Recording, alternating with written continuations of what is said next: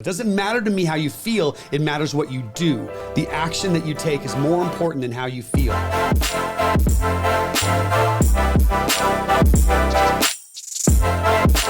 You need to really find out what you enjoy doing. Instead of the math skills, go get life skills. This might be the biggest thing any of us have created. You never fail. Have you really succeeded?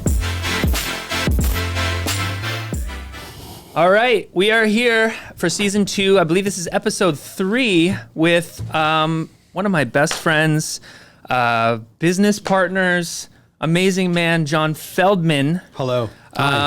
If you've heard of bands like The Used, 5 Seconds of Summer, Blink-182, 21 Pilots, the list goes on. You've probably heard of John Feldmann. Billboard just rated you, what was it, #1 rock producer? That's me. Number one. Unbelievable. Number one. Yeah. So stoked to have you on the Find Your Grind podcast, Mr. Feldmann. How you doing today, buddy? I'm doing great, dude. Yeah. I got my my matcha. I got you guys right here. Yeah, it's good. It's My good. people. It's good. My fucking people. And we're gonna do this. I'm doing really good. How are you? Doing great, man. And I think you're definitely one of these guys that has put, you've had an amazing story, but you've taken something that, over time you're doing what you love to do. Right? I do what I love. Yeah, which is awesome. And so we want to get to that story. We want to figure out how it all happened. We like to take it back. What was it like growing up for you? Like, what was your family life like? Like, maybe take it back to early high school days. Like, where did you grow up? What was your situation like? So I grew up in the Bay Area, a town called Saratoga, which is near Los Gatos, Santa Cruz. It's South Bay. I just grew up in it was the best time ever. I mean, I grew up with Steve Caballero, who was a ripping skateboarder. He was in a band called The Faction back in the day. So I was in a punk band called Family Crisis. My dad was the last man to contract the polio virus in America, the last man before they came up with the vaccine. So he was like super gnarly. He was in a wheelchair since he was 17. Smartest man I've ever met. He used his brain to combat his disease, right? He took his, really just took his time and went to school, got his PhD in nuclear physics and built that fuel to put the rocket on the moon. And like, he had all these expectations for me. He thought I was going to be an engineer and thought I was going to be a student go to school and do all that shit. But I was just ADD. And I had a lot of issues as a kid. I was an alcoholic, a drug addict, and I got this girl pregnant when I was 16. So Dude, we just went through like 15 gnarly things right there. Yeah, that's insane. Gnarly. It was like from 12 to 16 was like, a lot of it was fucking epic because I found punk rock and, it definitely, gave me a direction. I learned how to play the bass guitar. Right, I studied social distortion and Black Flag. I just learned how to play all the epic, classic, early '80s punk music. Was music always in your DNA growing up? Like, it doesn't sound like a lot of your family were musicians or anything like that. Like, how did you discover music? Why was that a thing for you? Because my dad was really, he was a huge fan of the musical. So he really only allowed us to listen to musicals growing up. But he was into musicals, and he was like, you have to watch these, or you have to go to them with me, or he was just they were very Catholic, and we went to church. I went to CCD. I just did all the. I did too, man. All CCD. of it, all that. Shit. Yeah. I had communion. I was confirmed right when I shaved my head and pierced my ear with a safety pin. I got confirmed, which my parents were not that stoked on. But it was like, that was like the center of our lives was religion. And so when I found punk rock, it definitely I felt like that was my religion. Yeah. Yeah. Were your parents excited about that at the time? Was it like, oh my God, like our kid is into punk rock and we're religious and this is not good? Or was it like, did you have cool parents? Like, were they happy about that? My parents just didn't understand. And so they took all my records away. They just thought that punk rock was why I was failing out of school and why everything was going south. It was because of the music. They blamed the music. And I think about it a lot, like why I have been so driven in my life and why I've been so successful in what I do and why music has been such like a savior to me. And I wonder... I think that part of it was the idea of proving my dad wrong. And at least back then, my dad's been dead 12 years, but back in those days, it was like, you know, I had to show my worth, and music was that thing for me. Like being able to play in a band, and Family Crisis, my first band, got really big in our town quick. I mean, we were playing just backyard parties, but there'd be 500-600 kids there, just like circle pit. It was like this crazy punk rock movement that happened. And it's like we toured with 7 Seconds and Bad Religion, and we had all these shows, and it was always really great. And I knew that I had something special. So you dropped out of high school. In your head, what did you want to achieve, or there was no achievements? It was like you just become an alcoholic and drugs, and you like there was no vision. And I knew that I still had my dad's engineering brain, which led me eventually to Pro Tools and eventually to become a producer. Yeah, because you know half of my DNA comes from an engineer. Yeah, that's cool. But at the time, as a kid, like I knew I didn't fit in a continuation high school because I knew that I just knew I was smarter than what I was doing to myself, if that makes sense. Yep. But the drugs and alcohol just took over, you know, and I couldn't reach. And they kept saying, you know, you're not hitting your potential, which just means you're f***ing up. Yeah. Ultimately. What was that process like now at 17, and you know that there's a potential there, but you've got these drugs and alcohol in this world that is fighting and putting you down? Did you go straight into like a rehab facility or something at that age, or did that continue on for a while? You know, when I was 17, my parents tried to put me in rehab, and I remember sitting there with a therapist and my 2 parents, and I said, the second I get out of here, I'm going to get drunk. The second, save your money. I mean, I just said that straight up. You knew. I knew I wasn't ready. Yeah. I was just like, it was still too fun. When was the rock bottom stage at that point? Because at this point, doesn't look like you're going anywhere. Well, I mean, so 17 to 21 is when the shit really just I just skimmed the bottom. And they say your bottom is when you stop digging, you know, and I just kept digging, and I just hung with lower companions and just got, you know, deeper and deeper. And I was in this big like Jim Morrison phase of my life where I was reading No One Here Gets Out Alive, and I just thought everything I had, I bought in Tijuana. I had my leather pants and my cowboy boots and leather vest with no shirt on underneath and fucking long, like your hair. I had your hair, but I looked nothing like Jim Morrison. I just kind of went down until I was 21 when I got sober. Yeah, and then who was that on your own accord, or somebody had been pushing you to get there? Yeah, how did that happen? You know, you know, thinking about like all of it and thinking how much I probably blamed my father for a lot of my decisions that I made at the time.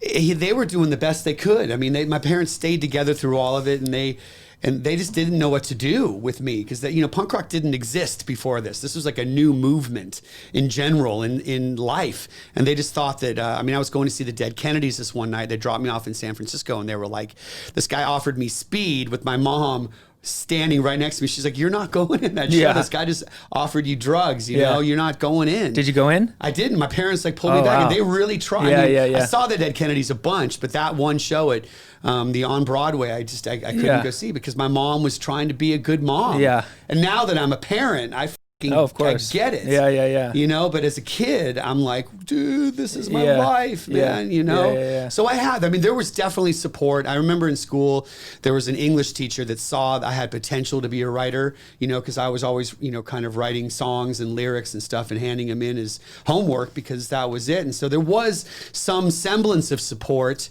that I wish, you know, now looking back, I mean, who knows? Maybe if I had that much support, I wouldn't have been that interested because everyone I know that was in bands in high school, that was going to be their fallback plan was going to be a teacher or a lawyer, doctor, and they all went to school, and none of them are in bands. This was my one. This is all I knew. Yeah. And thank God I just focused on it, and I'm so grateful that I knew I wanted to do this from like age 12. Yeah. So do you think that the decision to get sober was, like, what was that moment? You're just like, this is way too heavy, this is too gnarly, I'm just flipping a switch. I was dating this girl from San Diego, from Ocean Beach. So I don't know if you've been to OB, but it's like the end of the line. Everyone hitchhikes from the 15 all the way out to the beach. And so it's just all these kind of homeless, hippie, drug addicts. And I was dating this hippie girl named Kimba, like the Lion King. Yeah, right? I love it. Yeah. I love that. It was awesome, man. And that was my girl. And so she dumped me for my drinking, and then I'd moved to LA, and I was working at Aardvark, because I got fired from this used clothing store on Melrose. Dang. My parents had, you know, cut me off long ago. They had kind of just whatever. I didn't really have a relationship with them any longer, and I got this DUI, and I went to jail, and I was in jail. You know, I had ulcer. I had my liver was 3 centimeters bigger than it should have been. I had first stages of cirrhosis. Yeah. And the judge said you can stay in jail or you can get sober. Yeah. And that was kind of it. That was it, man. I'm like I didn't do well in jail, man. I was it was not good. So the judge kind of laid it down for you. The judge hooked me up and said these are your 2 choices. What was the process coming out of that? I mean, ultimately, I just detoxed on my own. I didn't go to rehab. I didn't go to any facilities. I just kind of I just shook it out, like they say. I just sat on my hands and just shook it out. I watched the walls melt from the hallucinations because I was drinking like 3 days straight, and then I detoxed for a day, and then 3 days straight. I would imagine back then, too, there weren't really that many facilities like that. Like there is today anyway. If somebody's like, oh, you got a problem or this or that, they're like, oh, we ship you off here and you go here for a week, 2 weeks, a month, and then you come out. That's a good point, yeah. I feel like it was a lot different than it is now. Yeah. Correct? It's such a, because alcoholism is a disease, right? And it's the only disease known to man that has to be self-diagnosed. You have to admit that you're done. Right. Ultimately, that's like the first step in getting help. And as much help as there is now, where I'm grateful. I'm watching a lot of my friends' kids that are struggling with fentanyl and OxyContin and all sorts of stuff. That there is a lot more. There's more places for them to go, but really, unless they're ready, they're not ready. Yeah, and so that's the challenge. You've got to want to do it. Yeah, well, I mean, you've got to do it. I mean, you may want to do it, but then not do it. You may need to do it, but you still have to do it. Yeah, it's the self-realization part that's the hardest, to snap out of it and just be like, hey, I'm going to have the courage to just totally stop this and go a different direction. So coming out of it and then getting sober for the first time and living in here in LA, like working on jobs, how did you get the music thing back up? Yeah, what were the 20s like at that point? So my 20s were... I was just, trying to, figure it out because I had been in that band and I knew I wanted to move to Los Angeles to pursue music. I was living in San Diego and I moved up here. I guess that must have been 1987. I moved to LA. So I've been here a long time and I moved here to try and do this for real. And so I started this band with a guy from Family Crisis. We started... Best band name ever. Family Crisis? No, what was the other one? Oh, My Electric Love Hogs. Yeah. That one. The Electric Love Hog. So I got my job back at Aardvark. I met Billy Duffy when I was working there, and he was always such a sweet man. And all like this at the time, the scene was Fishbone, the Red Hot Chili Peppers, and Jane's Addiction. I mean, that was what was happening in LA. And so I put this band together, and we were like this conglomeration of like whatever Guns N' Roses was, like this metal side with guitar solos, and then this funk bass player. And I was like kind of rapping and then screaming. It was awful. Yeah. It was awful music, but we got a record deal because back then everyone got record deals. Yeah, yeah. So I was working. Who'd you get signed by?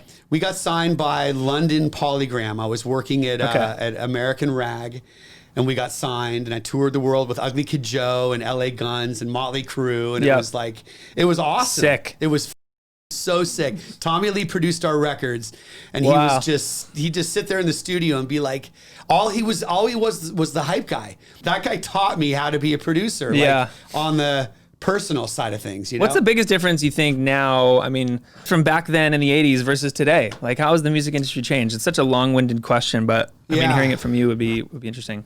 So back then everyone made albums, because you would sit there in your car with your cassette and just listen to the album. And it was really hard to skip the songs, because you had to I'd have to hit the play button and fast forward to be like, and hear till the end where there'd be a space and hear the next one. So that's how you got to know bands. And these days people do singles deals, and you can do a different single on different record labels, you know, but it's still like the idea of marketing and promoting a record. It just takes real effort in a staff and finances to get people to know that you have new music, that you're out there. And then, like if you look on, iTunes, you see the banners. And if you're, scrolling through any magazine, like I still read Alternative Press because they're my bros. And it's like all the ads in there are paid by someone. And so how do you rise above the white noise of what YouTube is, and how do you get noticed? And so, I mean, these days, you can promote yourself a lot different, because when I was growing up, I used to have to make flyers at Kinko's and just go down Sunset Boulevard with wallpaper paste and put them on every lamppost. So we'd start like way down on Western, and we would just hit every single lamppost all the way down to Doheny. Yeah. And that's how we promoted ourselves back in those days, and go to every club and hand out flyers. And I guess people still probably do flyers for promotion, but now it's like, Facebook and Instagram. All of it, yeah. And Twitter. It's like really a whole different way to market your band, and now it's like I've watched so many people come up just by kind of hustle, just the way that people hustle and meeting famous people and then latching on to them and then getting their followers to follow them and then get a record deal just because they know somebody. Yep. It's just totally different. Isn't it crazy how that works now? It's like back in the day, you go down from any level. It used to be, that either entertainer, musician, or whatnot is the famous person. Now it's their whole team connected to them, to their hairstylists, or these people, or their trainers. These people are like famous people now too, or have followers just because of that one star attraction. Yeah, and I can get super judgy and resentful, like it just seems cheesy, but alternatively, it's the way it works. Yeah, it's just different now than it used to be. And I got in a van and I just toured, and I'd play in front of 5 people in Tucson, and then next time we go, it would be 10 people. And then, it's about populating audience, right? And now there's just different ways to populate your audience and grow your audience. Back then it was getting in a van and getting in front of people, which still very much so today. It is that way too, but there are so many other channels now to populate audience, like in this digital world, But I guess in the end, song is still king, and until there's a really great song that can connect globally, it's still like hustling. You're just really hustling until that happens, And you've got to be great live, and you've got to. And I don't know how you guys feel about, the idea of 10,000 hours, or the idea of like putting in a certain amount of time before you kind of become the master of your craft. But I have found that to be so true. And if it wasn't for Family Crisis or the Electric Love Hogs, I wouldn't have had my 10,000 hours by the time Goldfinger hit, and we hit quick. Mm-hmm. It was like Here in Your Bedroom was on K-Rock within 6 months of us being a band. Wow. We were like on K-Rock 38 times a week. It was like that. Wow. But I had been in all these bands and I had been prepared. Sure. So by the time we're opening for the Sex Pistols or No Doubt, I was ready. Yeah. I'd done the 10,000 hours. They say luck is when the preparation and the opportunity kind of come together. How did you end up piecing Goldfinger together at that time? Well, the Electric Love Hogs got dropped. Yep. Because we were terrible. We were great, really great live, but we had some really great moments, like meeting Tommy Lee, and then becoming friends with the Motley Crue guys was like seminal, because I'm still really tight with those dudes. Yep. And then I met Maynard from Tool the day that he got off the plane from Michigan.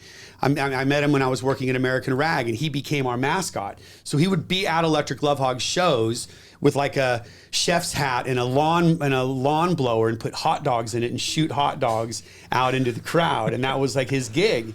Right. Amazing. When he was starting Tool. So it's like we were super tight. Two of the Fishbone guys produced demos for the Electric Love Hogs. So we went on tour with Fishbone because of that. Pearl Jam opened for us, Alice in Chains opened for us, Rage Against the Machine opened for us, and I became friends with all these bands. And then we took Korn on their first tour ever. Dang. So all these, and because we were really big in LA and we were really great live, we just had terrible songs.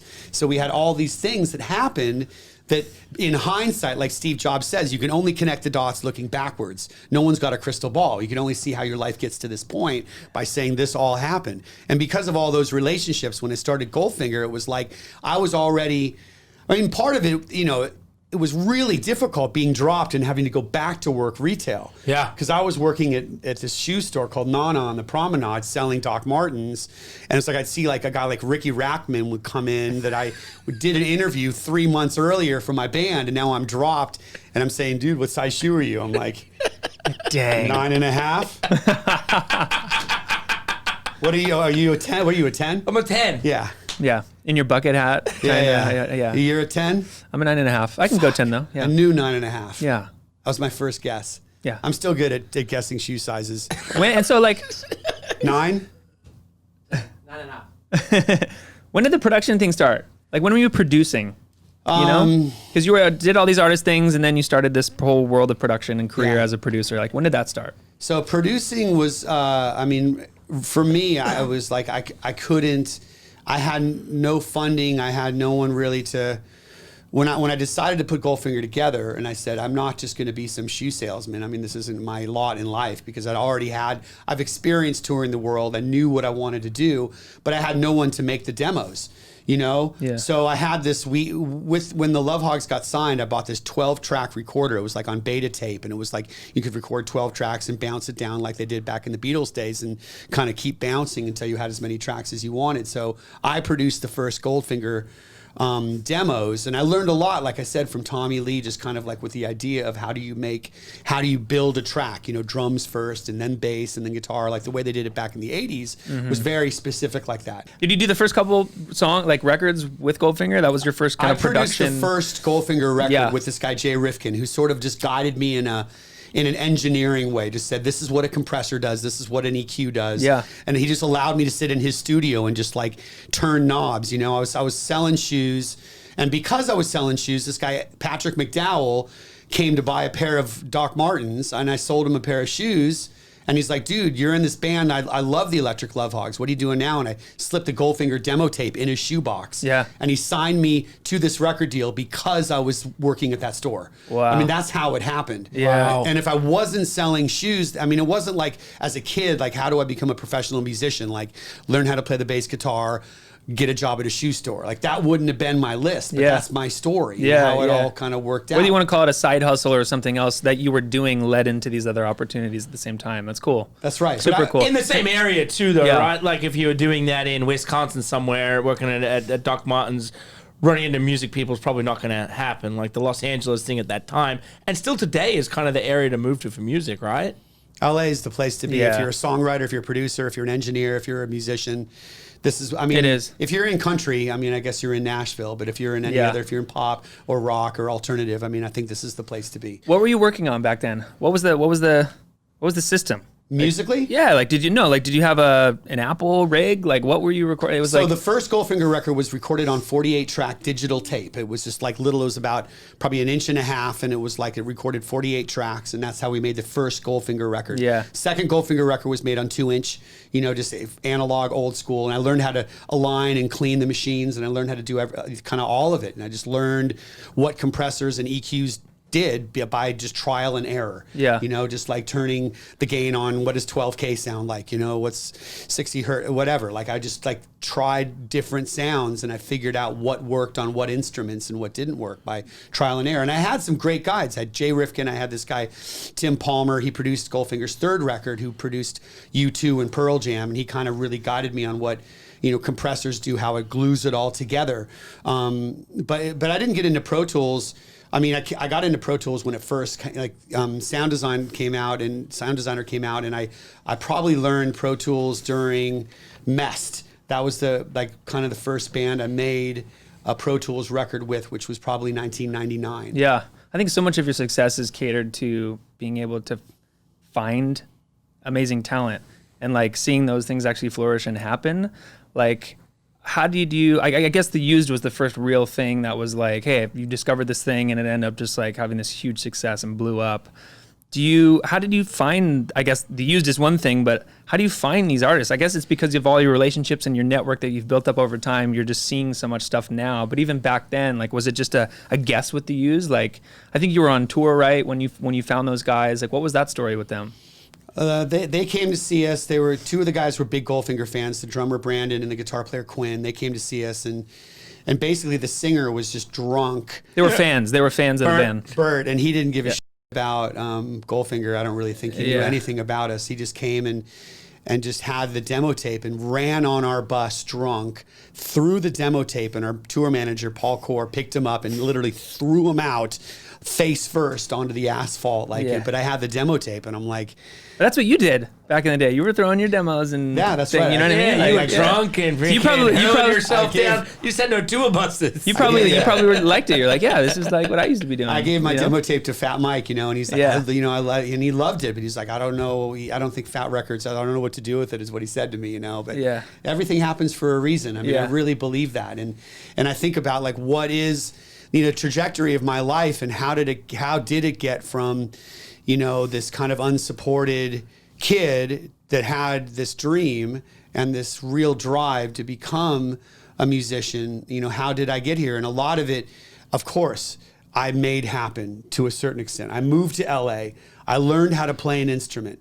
I played the shows when they told me to. A lot of it is that. But then a lot of it is just being there and allowing you to be open to have these experiences happen. Yeah. Like I couldn't have been, you know, at least in my experience, I couldn't have been locked in like my apartment, like just collecting unemployment and met the guy that signed us to Goldfinger. I needed to be out there in the world. Yeah. I needed to be out there. I needed to be on tour in Salt Lake City to meet the Used. Because if it wasn't for me being there, I wouldn't have met him back then. So and there true. are more opportunities now.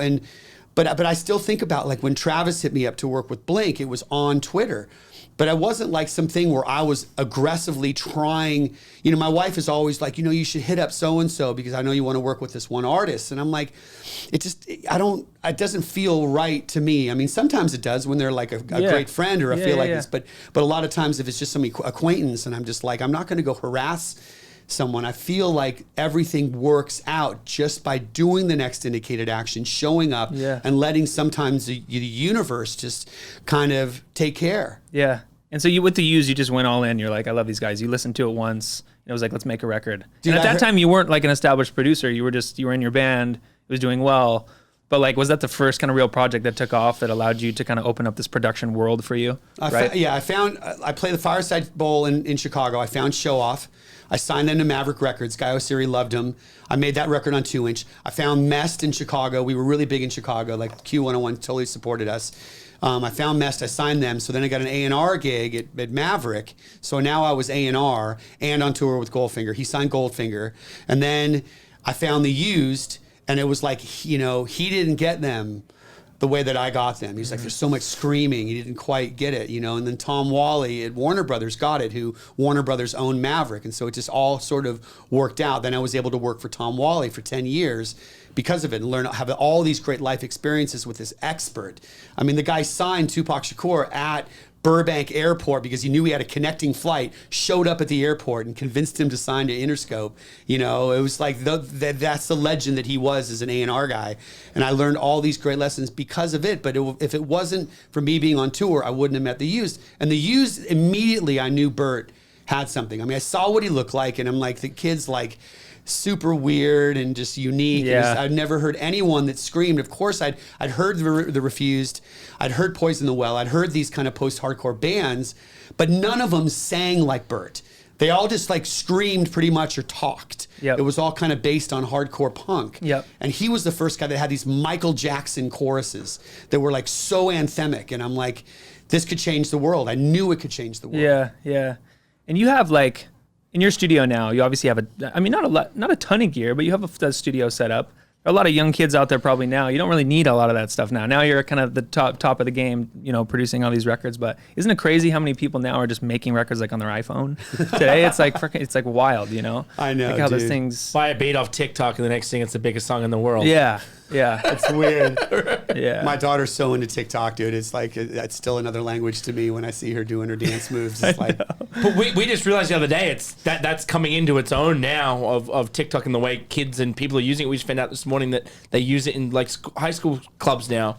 What's the most looking back on everything you produced? Like what was like your most favorite project you worked on? well, I mean, the Used they changed my life. Yeah. Because, you know, up until then, I just only done pop punk. It was like I produced Goldfinger, I produced Show Off and Mess, and they were all pop punk bands. And then the Used opened my world to be this, because it didn't really exist. I mean, Bert discovered My Chemical Romance, right? So there wasn't really that scene of, you know, Taking Back Sunday was a band, but it wasn't like it wasn't at the forefront. It wasn't on the radio. It's like the Used were the first band to get on the radio. And so they opened all these doors for me. I found Story of the Year, and it was like they sort of like went after the same sound. After hearing the success of the Used, they just said, we're going to be this thing as well. Yep. And I signed them to Maverick, you know, and then they went and sold 2 million records off of Until the Day I Die, which was incredible. Yeah. Great live band. And so the Used were the first band that kind of got me to become a producer, and that's when, you know, whatever you call it, like the universe sort of directed me, instead of being like, I'm going to be in a band, I'm going to be this dude that's like on tour, Because I mean, we still hold the record. We did 385 shows in 1996. So Really? Goldfinger, yeah.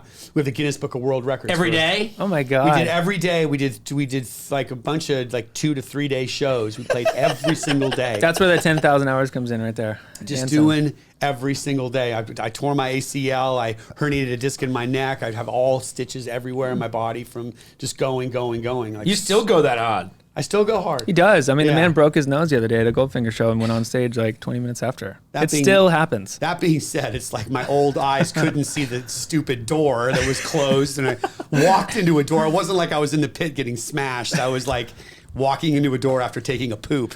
And I've been lucky because I've seen it, and I've seen it how you are at shows today. I get the feeling that you're just as excited now, maybe if not more excited now to play shows than you were back then. I mean, I can't believe that people, show up. I mean, what did we do? Back to the Beach was what, 20,000 Yeah, at when we least. were playing, At and I'm least, yeah. not saying that. I mean, we were opening for Blink, but I mean, No, but I mean, it's it was still, even the year before it was like that, and Blink wasn't on the show. It's like, Yeah, amazing. I mean, what Chicago was sold out. I mean, it's like it's awesome. incredible. This last European run was amazing.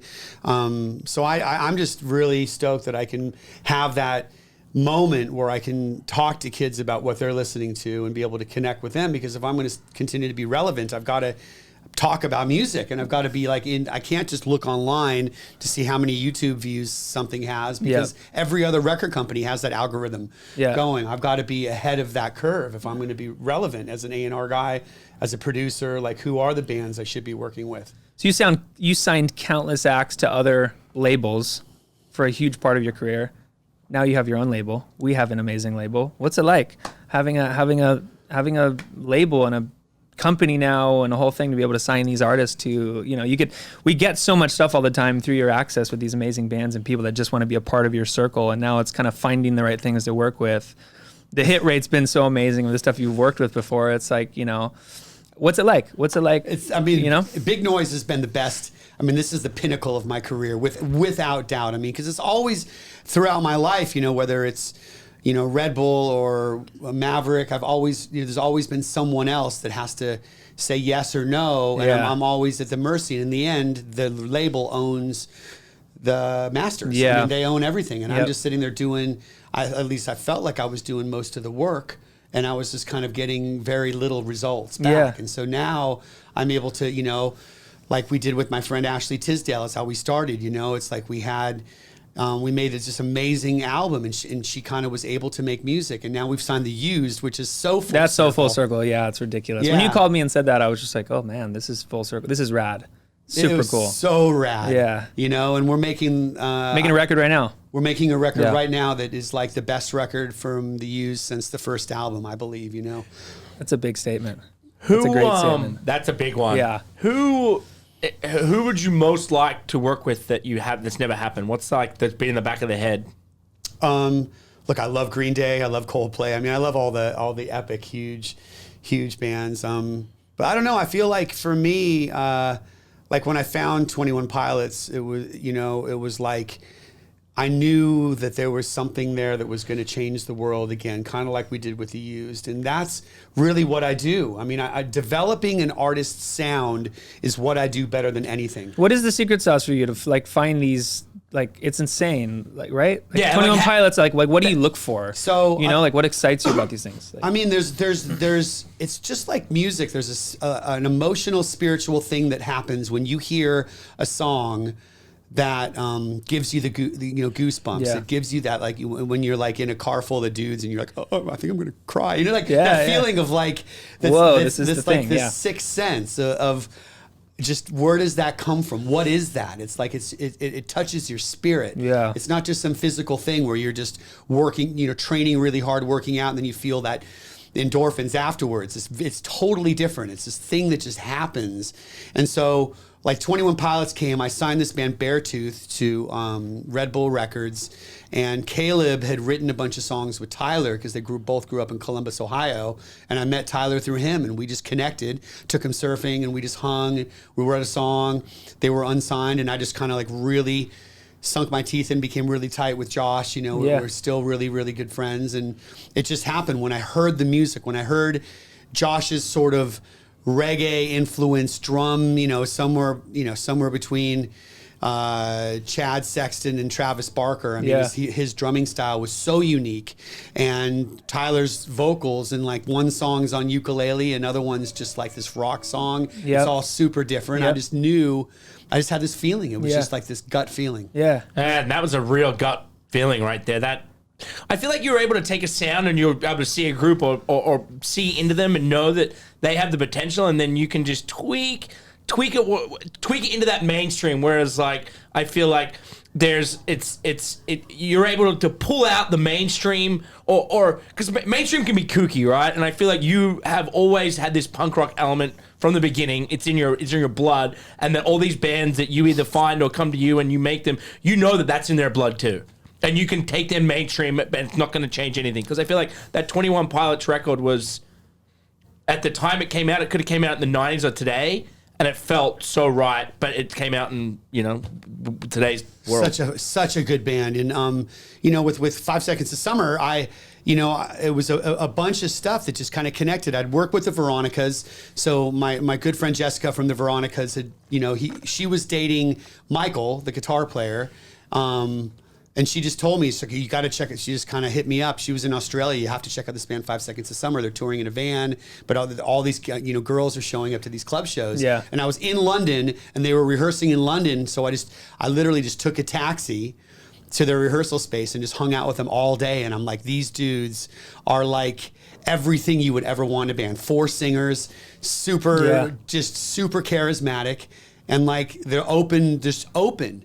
And every project that I've been involved with that is hugely successful has just been so easy. Yeah. There's not like a ton of pushback, Yeah. not like a ton of overthinking. Yeah. They just kind of go with the flow. And Open to the process of like writing music and being collaborative and And knowing that like everything is going to work out, and having this faith that they've seen who I am, and they've seen that I've got a proven track record, right?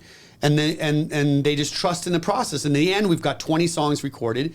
The songs that maybe they're unsure of don't go on the album. Yeah. And it's not like they're in the middle of recording a song and saying, dude, this isn't us. This isn't us. They just go with the flow. And in the end, we either tweak it to make them sound like them, or we don't use it. Yeah. They say the 3 things that you got to have in place are a good manager, you got to have great songs, and you got to have a willing artist, right? Like all 3 of those things kind of adding up, which I love when John Cohen says that stuff. I think those 3 things adding up are huge. One thing I really wanted to talk to you about, John, because it's something that I guess I learned a lot today on the alcohol and drugs and addiction and AA, and how into it you are and how much it means to you. But I think it's, especially for young kids, like people can fall into holes and they can bounce back from it. And I think that like you had your rock bottom moment at a very young age, and then came out of it, and have still today. I know that like it's something that means every single day it means something to you, and there are people out there that need that kind of help and support.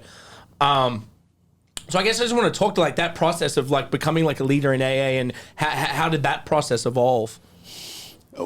Well, I mean, look, I'm just an addictive. I'm like an addictaholic, I guess. You know what I mean? Like, because I mean, I may or may not be addicted to caffeine. I mean, maybe. I think so. Yeah, just a little bit. Maybe addicted to caffeine. Yeah, boxing, maybe just a little bit. I may be addicted to working out, and I may. It's adrenaline, man. I mean, just having that personality where, like, I don't know if it's I don't know if I was born with it, if it's like genetic, or if it's part of just society or whatever that kind of led me this way. I mean, all of my mom's family is, 90% of them are alcoholics, so I'd probably say genetics play a part in it. Yep. But for me, it's like my head, still, has these things that it wants to say to me, like, you've hit your peak. You're not going to have the success that you had, with the last Blink record. It's not going to do as good, like this kind of like negative voice. And so for me, the pain of listening to that negative voice is just 1% smaller than my drive to beat that voice and to prove it wrong, right? And so when I get up in the morning, I go straight to working out. I have to. If I don't, it's just like I can just get stuck in negativity. Yeah. I say I love my life out loud, and that's part of the war against the negativity, you know? And I mean, the first time I remember, like, I was hit with this, you know, maybe like 15 years ago, I was hit with this depression. I've never been a depressed guy. I've always been a super positive, like, Glass half full. Yeah, just like that. I've always been like, let's just go, let's just keep going. But like, I got hit with this, and it may have been circumstance. It may have been, you know, my son got really sick, my dog died, all this happened this 1 week, and it just, I don't know if that's what kind of like started it happening. But my you know, one of my mentors in life basically just told me, he said, I don't care how you feel when you get up, I want you to go outside and raise your arms to the sky and say, I love my life, you know, like, as sort of a way. I don't care how you feel. It doesn't matter to me how you feel. It matters what you do. The action that you take is more important than how you feel. Yep. Is what he pounded into my head. And I remember the first time I ever made a decision to do that, like, I was interviewing this kid to intern for me.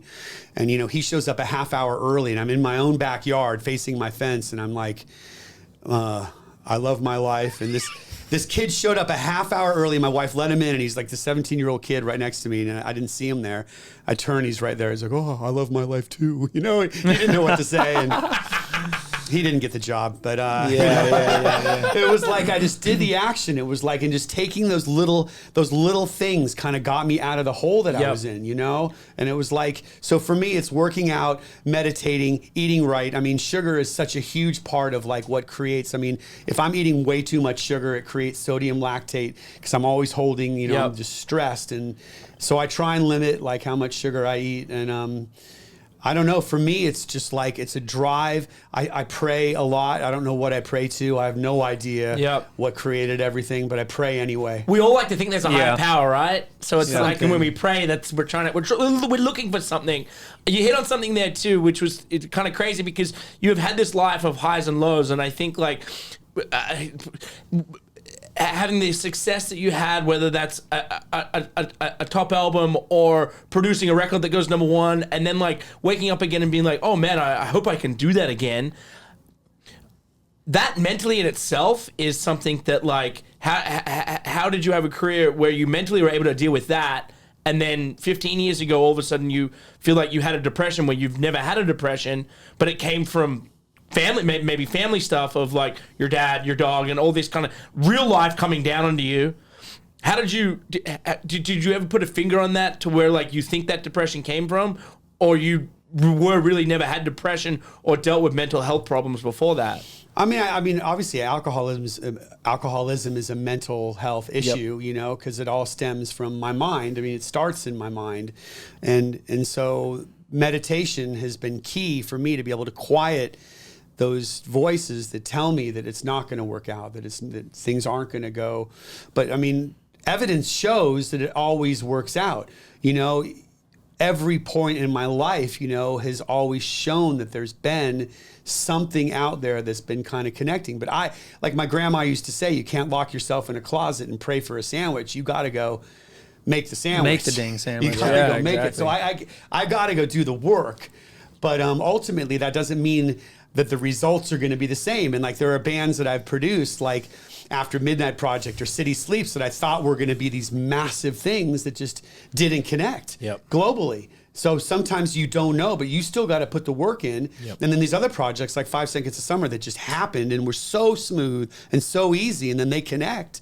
It's like it all kind of works out in the end. And I don't know when that's, you know, we're working with Arrested Youth right now, which I mean, love those guys. I think that there's potential for them to become like Imagine Dragons huge, you know, and we have these things that we're doing as a company that are so just amazing. And all we can do is do the best, put our best foot forward, and hopefully the world will connect. Yeah, make sure the artist does as well.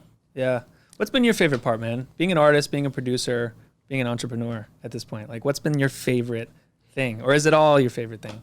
I mean, this is my favorite thing. I mean, right, hanging with you, Nick. I mean, really, like, how much fun did we have in Australia? We had so much fun, man. That was the best trip. I'm not just saying that. It literally was like the best trip of my life. It could have been the best trip. I mean, obviously your wedding was amazing too, but I mean, this trip in Australia, like, we would just find these little locations to go surf, you know, in the like Manly Beach, or we go find this pier to jump off of with just a bunch of like local kids and just like having the best time. Yeah, of it was our like lives. it was like half adventure, half music, half like constant energy, constant movement, like seeing a place you've never seen before. It was just all petting kangaroos, holding koala bears. It was like, I mean, you know, awesome. you know, Australia is like a magical place. Yeah, it is. It's a wonderland.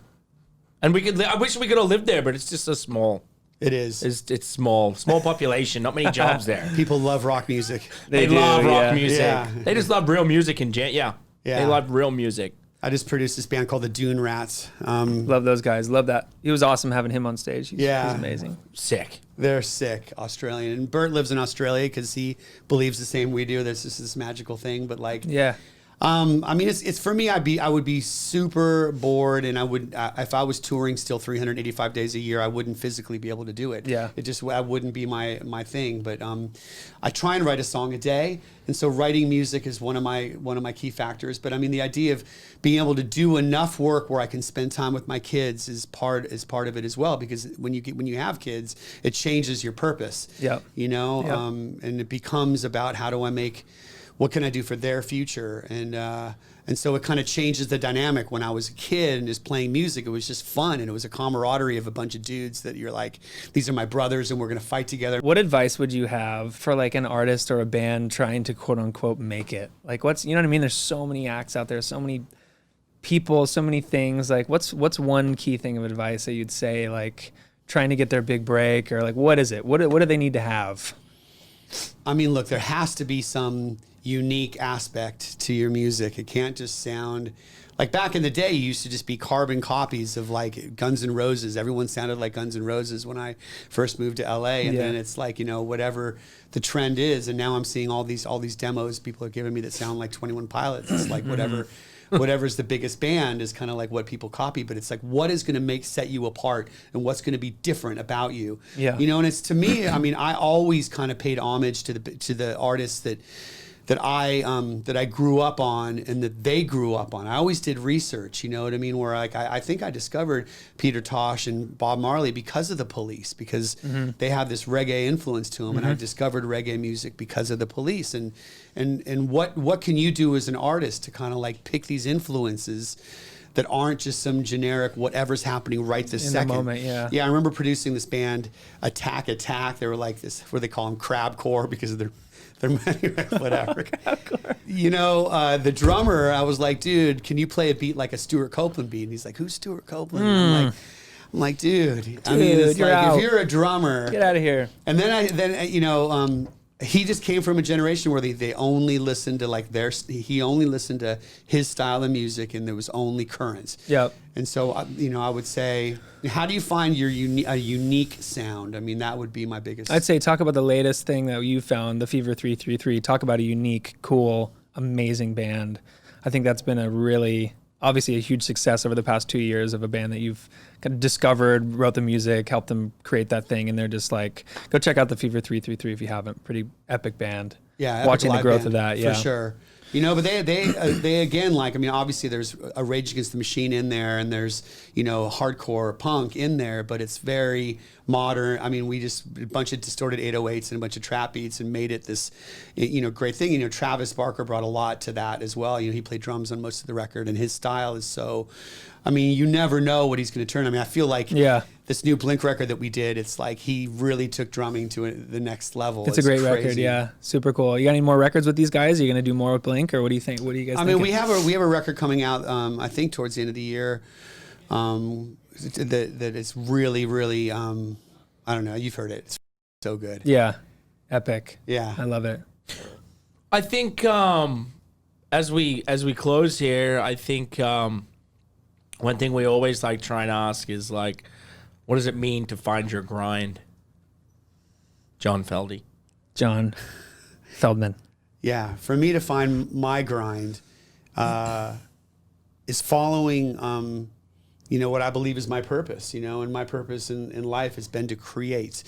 And what is the next indicated action for me to create? Whether that means today I have to get on a plane to go play a show, or today I've got to go in the band in the studio and work with a band that doesn't have a song that I can maybe help write a chorus for to start the spark of an idea.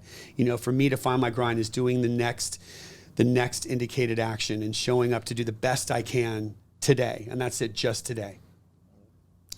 That's pretty good words to live by. I love it. Yeah. I love that. It's a good response. And one of the coolest guys to ever walk the planet right here. Thanks, man. Seriously, though, it's Definitely. like, you've like just, I think you get cooler as you get older.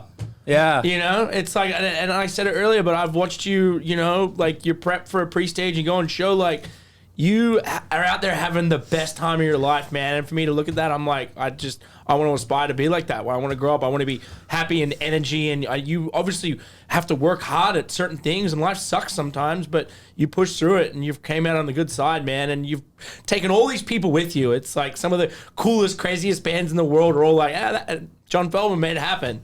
And that's cool. It's I think to it, like, find your grind. What we do here, people have to put their egos aside, and you probably have to put your ego aside in the mid-90s, the late 90s, and by doing that, you exploded even more. Yeah. What do the next 5 years look like for John Feldmann? That's what I want to know. What happens? I mean, look, we're gonna blow up. I mean, there's gonna be 2 or 3 artists that we just blow up and change the world with at this label, Big Noise. I think I'm gonna. I don't know. I'm going to make another Goldfinger record, which is going to be as game-changing as the last one. We're going to do that at Big Noise. I don't know. I think I'm going to figure out, like, probably how to work less than 120 hours a week and still be as productive. You know? Maybe it's a custom coffee truck. Maybe that's the next thing. I'm going to double up my caffeine intake. No. We're going to go to Bali and buy like a coffee farm. Yeah, so there we go. You're in on that. Yeah, I'm in on that. Yeah. I love it. Well, cool, man. Well, dude, thanks so much for jumping on the podcast. I love you to death, brother. Love you, buddy. Thank you so much for doing this. We out of here. John Feldmann.